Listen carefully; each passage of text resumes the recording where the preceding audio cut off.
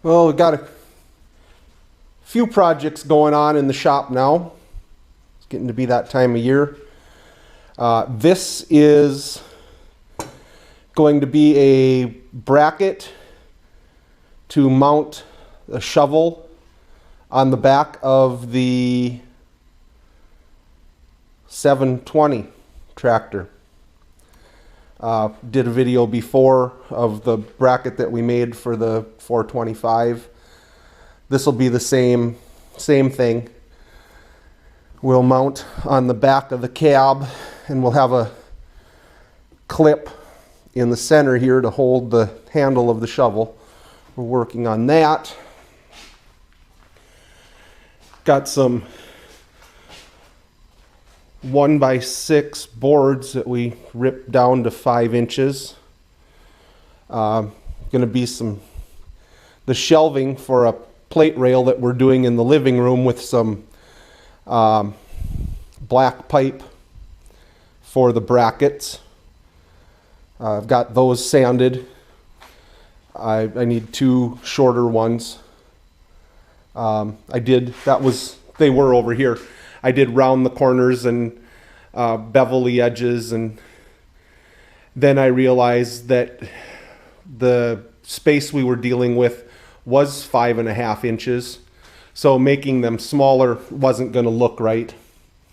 So the 1x6s, we shouldn't have even ripped down 1/2 inch. They would have been fine at 5.5. But we have them, and they'll be fine. So next project we have is the 60-inch dethatcher that needs to be mounted to the 72-inch Toro. And we tried this last year. Mounted the bracket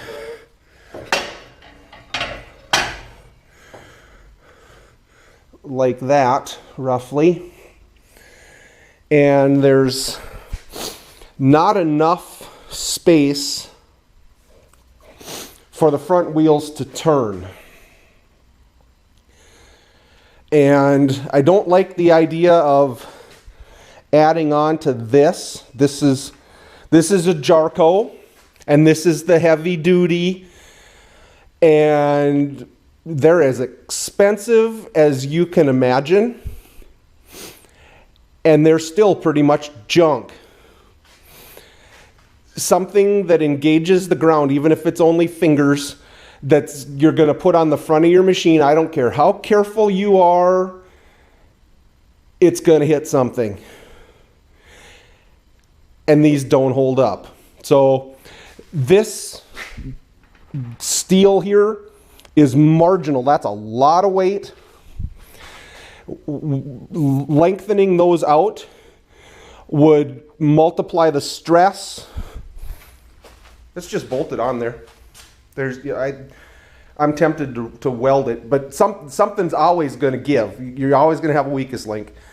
But anyway, so we're looking at the factory mount for these, and I could show you on our other zero turn. The weights are bolted here, and then the JRCO bracket goes over the weights and uses these existing holes. And it does just hang loose on the bottom. There's no reinforcement. It's very poorly designed. What I'm envisioning is some kind of bracket here and here to come out in front of the wheels so that they have room to turn, and then coming across from the legs with something. This is 3/4 inch, and we're going to build the crap out of this. We're going to do it right.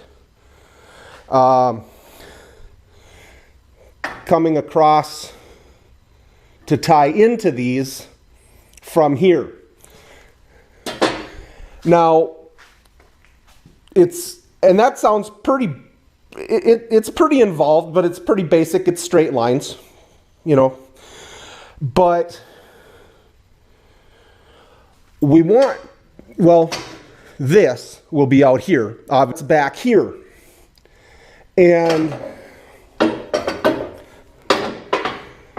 we don't want to lose our openness in the front here when we're mowing without the dethatcher.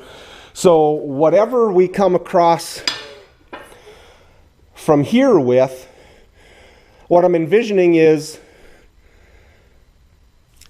I don't have enough, just the brackets on the machine.